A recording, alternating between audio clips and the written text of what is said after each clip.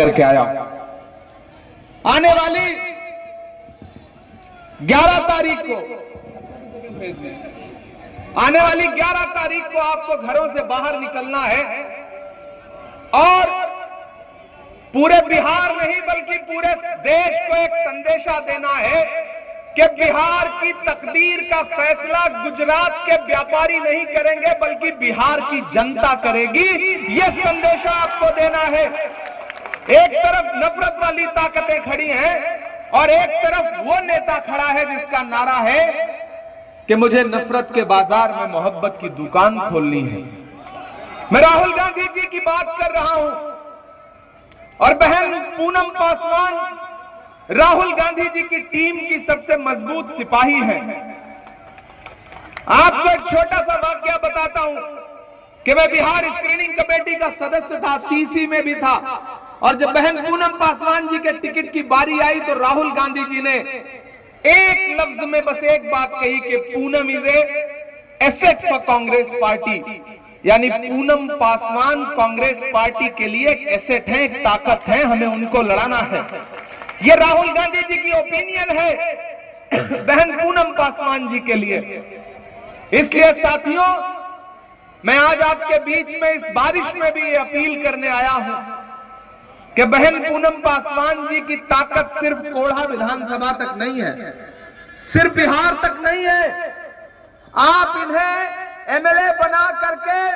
अगर बिहार की असेंबली में पहुंचाओगे तो कोढ़ा वालों, हम आपको भरोसा दिलाते हैं, हम आपको यकीन दिलाते हैं कि आप इन्हें अगर एमएलए बना करके असेंबली पहुंचाओगे तो आने वाले दिनों में तेजस्वी यादव बिहार के मुख्यमंत्री बनने जा रहे हैं, महागठबंधन की सरकार बनने जा रही है।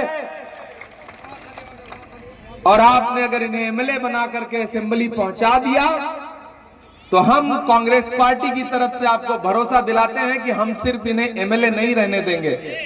आप इन्हें एमएलए बना करके पहुंचाइए, हम पटना से इनको वापस मिनिस्टर बना करके कोढ़ा भेजेंगे, ये हम कोशिश जरूर करेंगे। इसलिए आप सब साथियों से अपील करूंगा कि कहीं एक भी वोट इधर उधर बर्बाद नहीं करना है। एक चीज ध्यान में रखिए कि आपके मुद्दों पर इस मुल्क में नफरत के खिलाफ अगर कोई लड़ रहा है, असली लड़ाई, ताकत वाली लड़ाई, बड़ी लड़ाई, तो उस शख्सियत का नाम राहुल गांधी है। अभी ये सरकार जब वक्त का बिल लेकर के आई तो आपने सुना होगा पार्लियामेंट में मुझे किस तरह से मैंने देश के हाकिम की आंख से आंख मिला करके रात के 8:30 बजे जब राज्यसभा में मुझे बोलने का मौका मिला तो मैंने हाकिम की आंख से आंख मिला करके सवाल पूछा। और कोढ़ा वालों, भरसिया वालों, फुल्का वालों, आपको बता दूं कि रात के 2:30 बजे आपके खिलाफ जो वक्फ बिल लाया था इस सरकार ने, उसके खिलाफ वोटिंग करने के लिए रात के 2:30 बजे लोकसभा में राहुल गांधी बैठे थे, तो रात के 3 बजे राज्यसभा में बीमारी की हालत में सोनिया गांधी जी मौजूद थी उस बिल के खिलाफ वोट देने के लिए। आप याद करिए कि जब पूरे देश में नफरतें सर चढ़ के बोल रही थी तो कन्याकुमारी में समंदर के किनारे खड़े होकर के राहुल गांधी ने कहा कि यह सरकार पूरे देश में नफरत बांट रही है, इस